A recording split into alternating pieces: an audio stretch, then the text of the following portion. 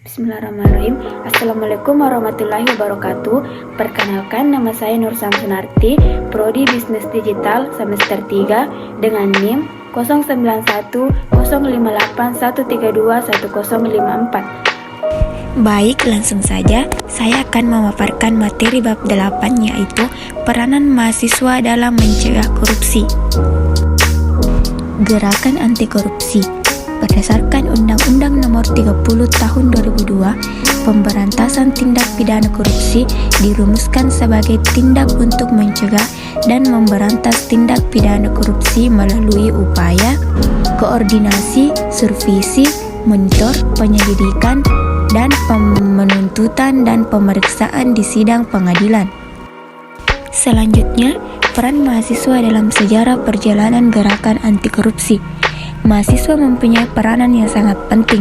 Peran tersebut mencakup dalam peristiwa-peristiwa besar yang dimulai dari Kebangkitan Nasional tahun 1908, Sumpah Pemuda tahun 1928, Proklamasi Kemerdekaan NKRI tahun 1945, lahirnya Orde Baru tahun 1996, dan Reformasi tahun 1998. Tidak dapat dipungkiri bahwa dalam peristiwa-peristiwa besar tersebut, mahasiswa tampil di depan sebagai motor penggerak dengan berbagai gagasan, semangat, dan idealisme yang mereka miliki.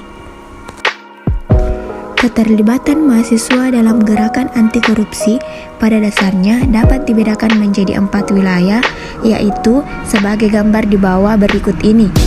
Contohnya mahasiswa, dia berperan di lingkungan kampus, lingkungan keluarga, lingkungan tingkat lokal atau internasional, bahkan di lingkungan masyarakat sekitar.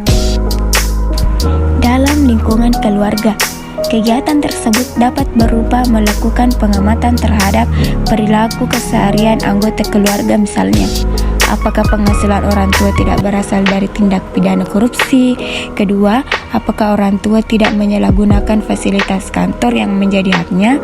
Ketiga, apakah ada di antara anggota keluarga yang menggunakan produk-produk bajakan, lagu, film, software, tas, sepatu, dan sebagainya. Jika ada keluarga kita yang seperti itu, hendaknya kita menasihatinya. Selanjutnya, di lingkungan kampus. Keterlibatan mahasiswa dalam gerakan anti korupsi di lingkungan kampus dapat dibagi ke dalam 2 wilayah, yaitu individu mahasiswanya sendiri dan untuk komunitas mahasiswa. Untuk konteks individu mahasiswa diharapkan dapat mencegah agar dirinya sendiri tidak berperilaku koruptif dan tidak korupsi.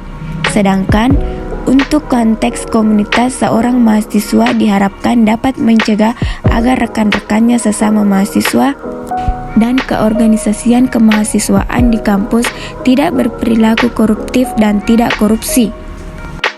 Selanjutnya, di lingkungan masyarakat sekitar, hal yang sama dapat dilakukan oleh mahasiswa atau kelompok mahasiswa untuk mengamati lingkungan di lingkungan masyarakat sekitar. Misalnya, apakah kantor-kantor pemerintah menjalankan fungsi pelayanan kepada masyarakatnya dengan sewajarnya, pembuatan KTP, SIM, KK, dan laporan kehilangan, bahkan pelayanan pihak. Selanjutnya, di tingkat lokal atau internasional. Dalam konteks nasional, keterlibatan seorang mahasiswa dalam gerakan anti korupsi bertujuan agar dapat mencegah terjadinya perilaku koruptif dan tindak korupsi yang masif dan sistematif di masyarakat. Mahasiswa dengan kompetisi yang dimilikinya dapat menjadi pemimpin dalam gerakan massa anti korupsi, baik yang bersifat lokal maupun nasional.